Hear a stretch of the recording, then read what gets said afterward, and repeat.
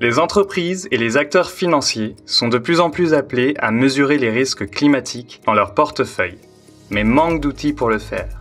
Les risques physiques sont les risques de destruction d'actifs, de perturbation d'opérations et de chaînes d'approvisionnement, par les phénomènes météorologiques liés à la variabilité naturelle du climat ou au dérèglement climatique. On distingue les risques chroniques, montée du niveau de la mer, réchauffement, et les risques extrêmes, ouragans, inondations, vagues de chaleur, dont la fréquence et l'ampleur augmentent avec le dérèglement climatique. Le risque climatique physique est une combinaison de 3 facteurs. L'aléa, l'événement météorologique dont la fréquence ou l'ampleur peuvent être affectés. L'exposition, c'est-à-dire la présence d'un actif ou système qui peut être affecté par l'aléa.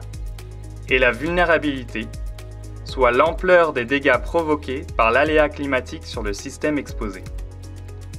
Les données climatiques sont nécessaires pour évaluer la première composante du risque, l'aléa.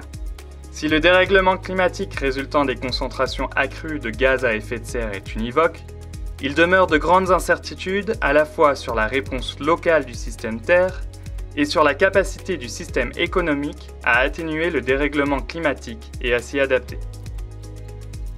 Ce graphique illustre le degré d'incertitude dans les projections de la température moyenne de la Terre, la variabilité interne du climat et l'incertitude entre les modèles dominent à court terme, tandis que les facteurs tels que le niveau des émissions de gaz à effet de serre sont plus importants à long terme.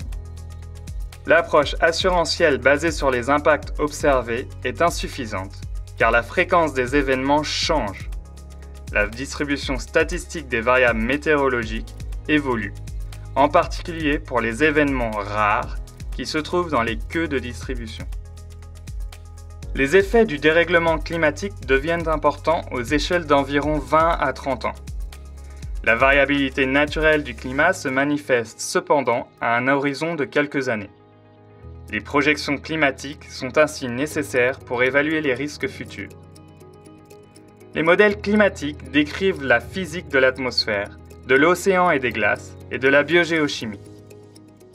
Grâce aux calculs numériques, ils produisent des projections du climat futur associées à des scénarios spécifiques de l'activité humaine.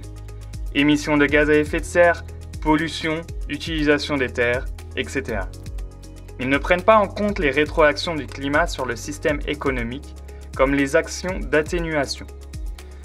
En revanche, les modèles d'évaluation intégrés cherchent à décrire l'évolution du système économique et du climat avec des rétroactions dans les deux sens. Malheureusement, dans les modèles actuels, le modèle climatique est rudimentaire et n'est pas assez réaliste pour être utilisé dans l'évaluation des risques physiques. Le choix d'un jeu de données spécifique dépend du type de risque et des variables climatiques à analyser. Pour l'évaluation d'un site spécifique, les observations locales permettent d'obtenir une description des plus proches des phénomènes.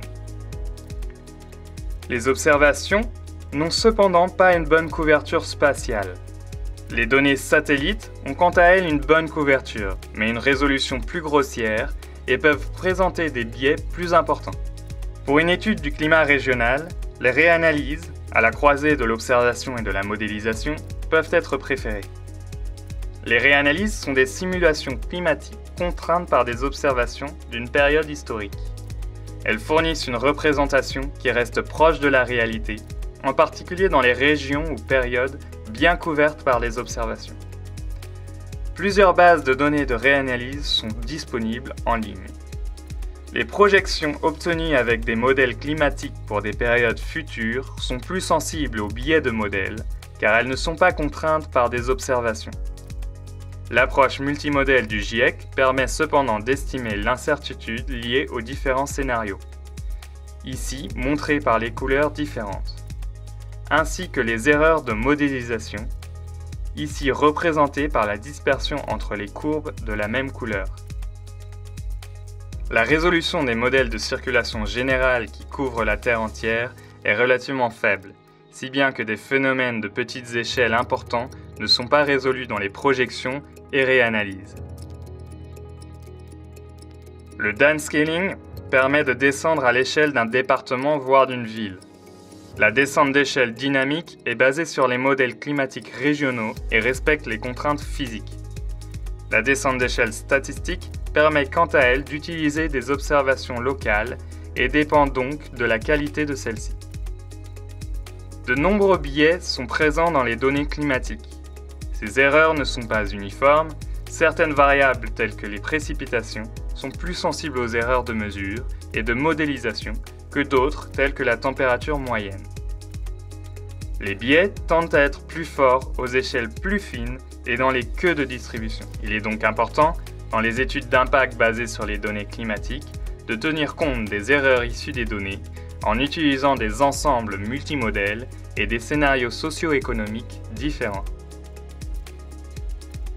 Illustrons maintenant ces méthodes avec un exemple d'évaluation du nombre de jours de vagues de chaleur dans la région parisienne.